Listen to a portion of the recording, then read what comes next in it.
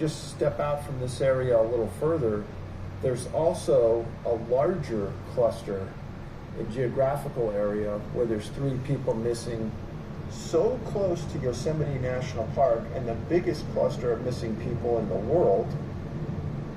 I don't know why, I don't know where, I don't know how, but I don't think it's coincidence.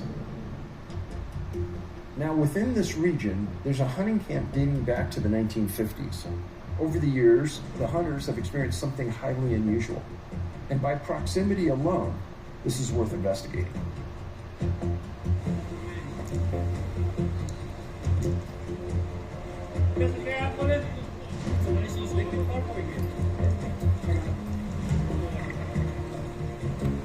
Just so people can get some idea, we're not that far outside of Yosemite. We're not far at all. I tell people we're between Yosemite and Tahoe, and that's where we are. If you leave 6,000 feet elevation, you hike into close to 10,000 feet before you start dropping back into up and down. The whole topography up there changes every year. You don't know what to expect. You don't know what logs are going to cross the trail that you have to work your way around to get here. There's really no good trails to get here. And if you don't know where it's at, you'll never find it. It's just one of those places.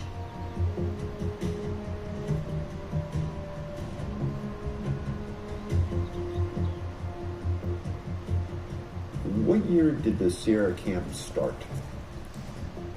The camp's been here since the 50s. I didn't start coming up until 1971. And do you know what brought him to this spot? It's just one of those spots that Warren said is as close to heaven as he thinks he'll ever get.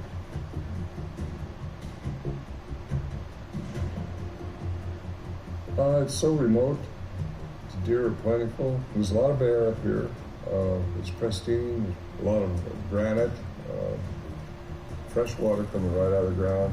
This is where the springs start. It goes out of the rivers, and it's just a gorgeous place to be.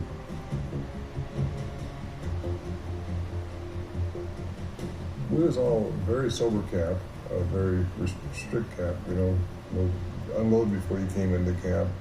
No alcohol was here. It was really a quite disciplined camp. All the guys were professional people, so we kept what was going on up here, whatever it was. We don't know, but kind of to ourselves for a long time. And what was the average success rate for you guys coming up here? Oh, the deer, it was 100%. We never didn't get a deer. It's that kind of a place.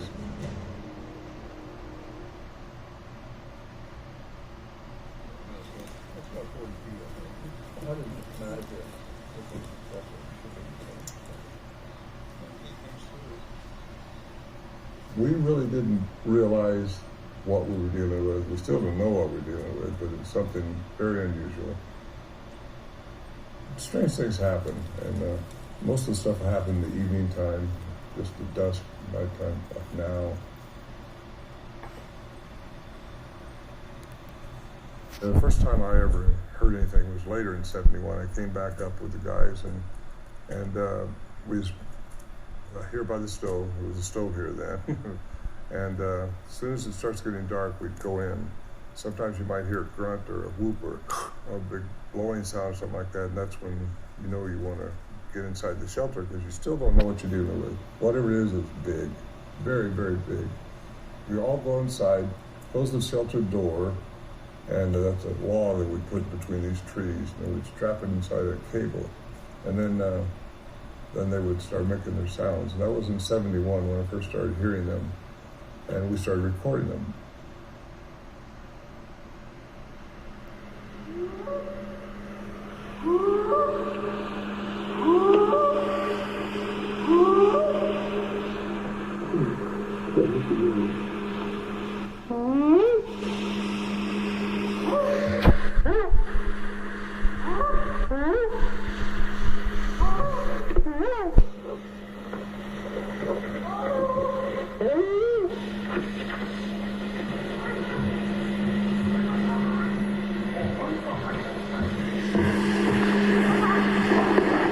Across the creek at the big rocks.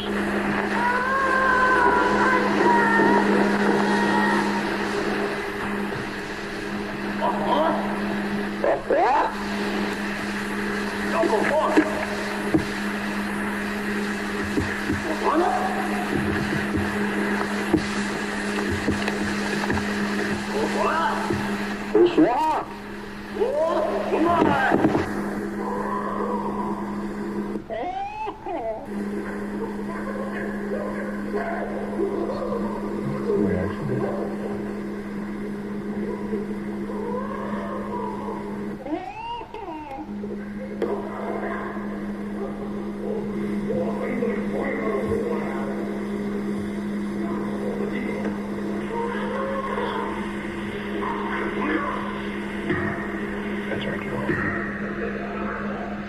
We were all talking about maybe having to shoot our way out. You're just sitting there, all of you are kind of petrified. You're just waiting for the walls to break open, something reach in there and grab you and hold you up, and waiting for the light to break in the cracks of the walls, and it never happened. That's the strange part, because you hear it over there, but you don't see it over there. As time went on, 72, the same thing, whatever it was, we thought might be trying to scare us out. Maybe this is their territory, but we don't know. We can only guess at why they were doing what they were doing, and that they were observing us, that's for sure.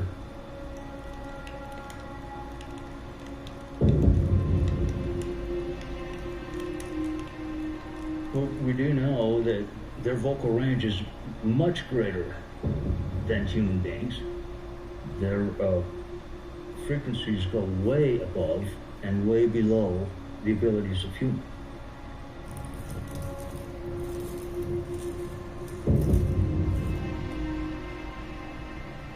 I was trained in all of the deceptive practices in voice communications. Besides the fact that you have the creatures stepping on each other in their conversational turns, you have the humans, like Ron, stepping on the creatures back and forth, overlapping their voices on the tapes. That can't be faked. Not in 1974. Plus, it would be extremely dangerous to come up here at night into a camp full of well-armed hunters. They don't go to bed at night without their guns at their sides. It's ridiculous to think of it. You wouldn't do it. You wouldn't do it just to coax a bunch of hunters up here. So from a 100% factual standpoint, we really don't know what's making this language sounds. That's right. We don't know.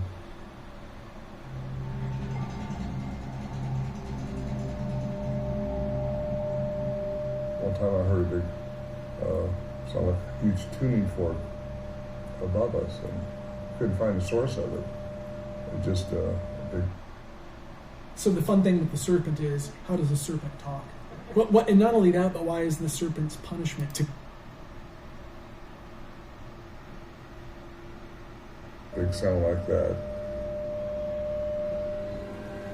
Sometimes you'd hear a sound out here, and one time we thought our camp was being torn apart by something. We thought the barrels were packed in and was being torn up and tossed around, and you look out here when all the commotion and the sound stopped, and nothing changed. Now, how do you explain that? One time I was in there, I thought I heard a car door slam out here. Now, come on, we're 8 miles in the wilderness. There's no... So aside from the sounds, you also saw some things in the sky, in the air? Yeah. Lights, orbs. Other guys have reported orbs when I wasn't here. Me and my friend Bill saw one night was a big blue ball coming down from up here, slowly moving, definitely controlled. It had some type of intelligence about it. And if you were just looking up there, you would think it was the moon, but it was blue. It was moving down. We lost it behind the trees and went over there. So I don't know what to think of that. You don't know what to think about any of this stuff, We were in a tent. It just almost wasn't this dark, but this thing, whatever it was, just kind of starts moving across over here behind us. Elongated light, about probably 3 foot long, probably about that big around, and just a rod of light. I tell people when I talk about it, it's like a Star Wars saber. White, glowing, but not bright glowing, just glowing. And it just moved slowly through the trees, definitely controlled, and dissipated over here. Is it embarrassing to talk about? No, I don't care. I'm old enough now, nothing bothers me. What makes you keep coming back? The mystery that's still here. There's still a mystery that needs to be solved or understood. And I'm here now because you're here. I've been asked multiple times to be brought up here by different people, and I've turned them down basically because I don't want the area. It's such a pristine area still. I don't want it exposed to a bunch of researchers come up here, just inundating the area. And I've also told the hunters to still come up and their offsprings which still hunt the area, that I'll kind of keep it very private as much as possible. The shelter, although it's been dismantled now years ago, it's still a place to come to.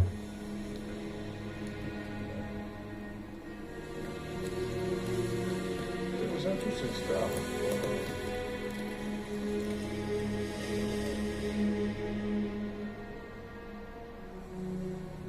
Nothing surprises me. Nothing up here. Why this is such a strange place, I have no idea, but it is a very interesting area.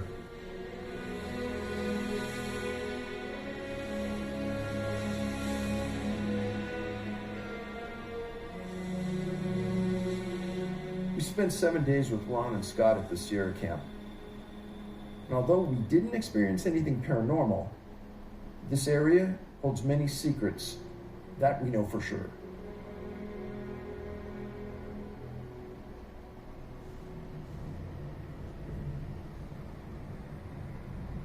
The last case I want to investigate is even a little deeper down the rabbit hole. It's not about a missing hunter, but instead about a strange experience one hunter faced in Lima, Ohio. It's important to note that this isn't a connection to the missing. It's simply an odd event that's worth looking into, and it's associated with one of the smartest people I've ever met. There's a difference, I guess, between being freaked out by things that you imagine, and being freaked out by things that you actually see. This, I have to say, was the most terrifying experience, but yeah, I don't know why I didn't react to it, and that bothers me.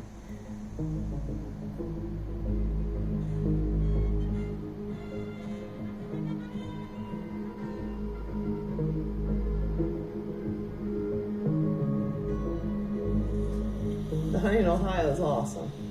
We have some great big trophy deer in Ohio, and we happen to have some of the biggest right here on our own property.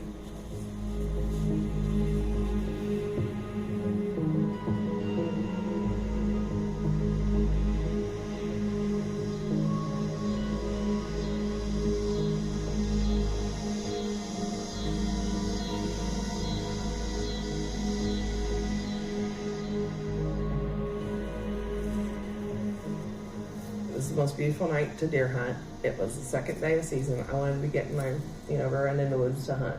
I was really excited about it.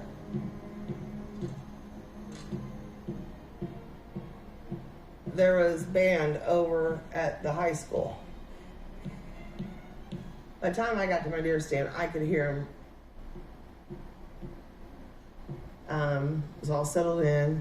Didn't see nothing coming down the path. Trails and birds, crickets, everything were normal wood sounds. When you're hunting, you have two of your most keenest senses, is your hearing and your eyesight. All of a sudden the woods went to this dead quiet. If I dropped a pin out of that deer stand, it cut off. No birds, no crickets, no nothing. The sun's still up. We were not calling for bad weather that night. It was a great night to hunt. All of a sudden I thought I had like a mote in my eye. I even took my finger and wiped my eye, like when you get that fogginess over your eye, like it's just, I look and I'm thinking, what is this thing in the trees? It looked like a large piece of saran wrap. It's the only way I can describe it. But this thing was very wide. So I'm up 14 foot and it hung quite a ways down. And I'm thinking, what is this thing? It didn't really scare me at that time until it moved and formed the arm that reached over to the other tree. It reached over about 12 to 14 foot, and then it all, like a blob, like sucked into it, and it went to the whole other tree. I had this very euphoric feeling like something ain't right here. Normally at that time I'd have probably got down and stopped hunting, but for some reason I didn't. So, as you're sitting in your blind and you're looking across, where did the blob come from? I have no idea. It just appeared in the one tree. As it was moving through the woods, it went from like tree to tree, and then it disappeared. It didn't continue on. So where it went, I don't know. It's like it just right before my eyes vanished. And I don't remember taking the picture, but being married to who I'm married to, Dr. Bruce McAbee, he always said, if you see anything weird, get a picture. I don't recall actually when either that the sounds had returned, because it's like I don't remember. That's not me to this day. Normally I would probably crawl down, come run in the house and say, you ain't gonna believe what's back there in the woods. How much longer do you think you stayed in the stand? About a half hour till sundown when it's time to come out. The sequence of this is Jan goes out to hunt. We have guests show up. We're having dinner. He comes back from the hunt. He says nothing about what happened. It was strange. The guests are about ready to leave. Later on, Matthew sends me an email. There was a sighting by a number of students and faculty at the high school band practice just before dark. I'm like, holy crap, maybe it has something to do with what I saw in the woods. And Bruce goes, what? And I said, I forgot to tell you about what happened in those woods to me tonight. And I'm reading this from Matthew, and then I started really I get goosebumps. He said this light appeared above the big stadium lights of the football field. Had Matthew not sent that email, I'm not sure if I would have remembered even that night to say anything. How many kids were on the field? At least 30 to 40, I would say. And was that the high school band? Yes. And so this was just before you guys went back to school? Yes, band camp. Late August. Late August. So what time of night do you think that was? Between 6 and 7. We were rehearsing normally out here about 6, 7 o'clock, doing our normal routine, when all of a sudden there was this bright light in the sky that just came out of nowhere. And we all just kind of stopped and looked at it as one. Where was the light?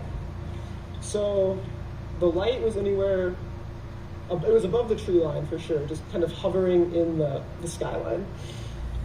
Close enough that it could catch your attention, like it shouldn't have been there, I guess. If it was some man-made thing, it was too low to be there. Okay. What was the weather like that night? Clear and hot. Typical August Ohio weather. Okay. What color was it? Candle orange. As far as I could tell, the thing had no definable edges to it. There were no dimensions. It was just kind of waxing and waning till it just zapped out. You know, our band director, he never stops for anything. He stopped and turned around and looked at us and he goes, what the hell was that? Before I had time to even think about what I was seeing, it was gone. And then it was just kind of like an imprint in your mind, like I've seen something strange. So in your gut, are the two issues related? I often wonder now. All I can say is it happened within the same time frame, basically, as my experience here.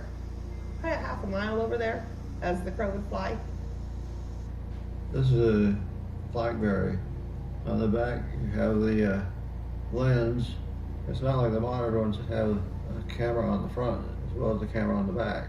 So I'd be taking your picture right now, but I would not be taking my picture. Something happened to the camera. I don't know what, but there's hard evidence of some weird thing that happened. She took a couple of pictures of herself before the event, which provide a fixed point of investigation, you might say. And she took another picture afterwards. So you have the camera phone doing its normal thing before and after, but right in the middle of this one photo, there's something bizarre happened. picture she took, the resolution somehow changed for that one picture.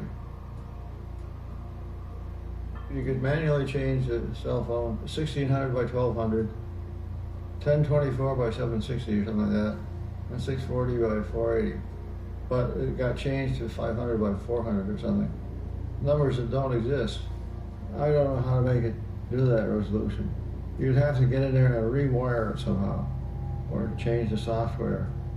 But even changing the software doesn't change the number of pixels along the edge of the sensor. I don't know how to explain this filmetry stuff, and I can't imagine what it looks like is well focused. I don't know what that is. I've had people write to me and say, well, what that is Jan took a picture of her own hair. My hair was back through the back of the ball cap. Where it adjusts, it was tied back. So there was no part of you that could have been in that? No way, no way. It would be possible for her to take a picture of her hair if she put her hand back there.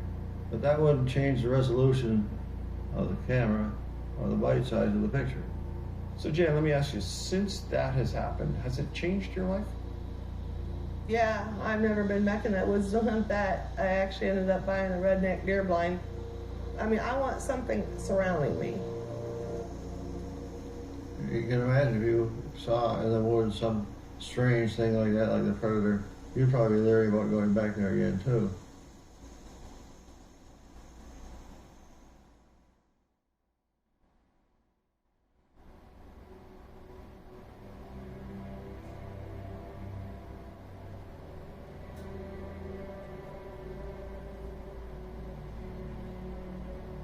When looking at these cases individually, Aaron Hedges, Tom Messick, Mel Liddell, it's easy to pass them off as isolated, strange occurrences, anomalies. But when you look from an informed perspective and you see hundreds of victims following the same profile points scattered throughout our national forests and national parks, you have to stop and question the reality of it. Is it possible for an 82-year-old man with heart, eye, and hearing issues to simply vanish while sitting alone in the woods? Can a man with severe hypothermia hike 6 miles through 1.5 to 2 feet of snow with no shoes? In many of the cases, rifles, pistols, and archery equipment are never found. These items don't blow away, and animals don't drag them off. Sometimes their remains are found miles and miles off track, where the victim had no intention of ever going. Often they're found in an area that's been searched dozens of times. It's like they've been placed there after the searchers have left.